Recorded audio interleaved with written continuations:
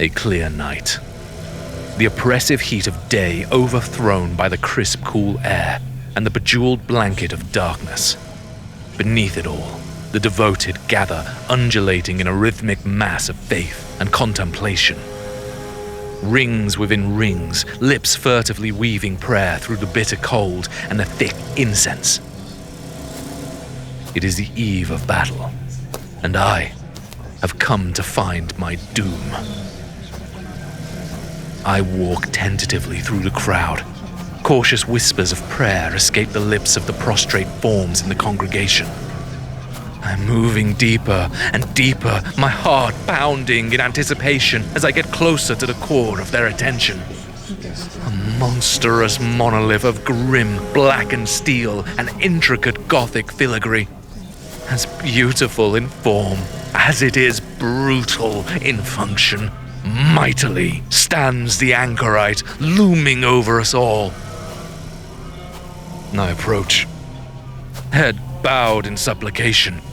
For months I have walked the wastes of no man's land. For months I have suffered the degeneracies of the heretic and the horrors of the infernal. For months I have surrendered my life and my safety to the grace of the Lord.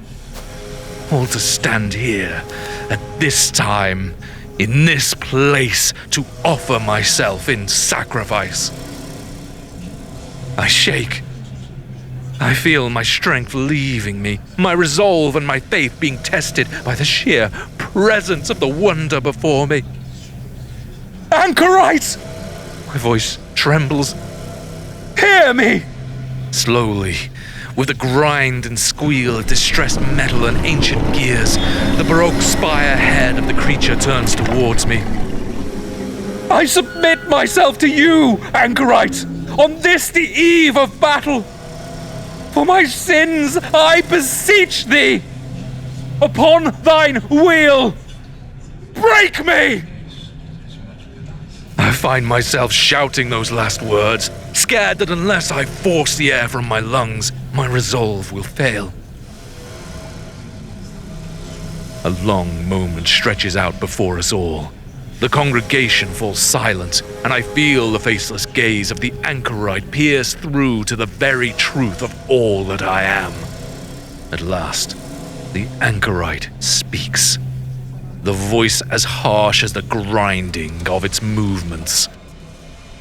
Very well, little pilgrim. In the name of the Lord I bless thee. Let thy body be sundered and lashed upon my great wheel. And in your suffering may you find absolution. And in your death may you find redemption. I weep.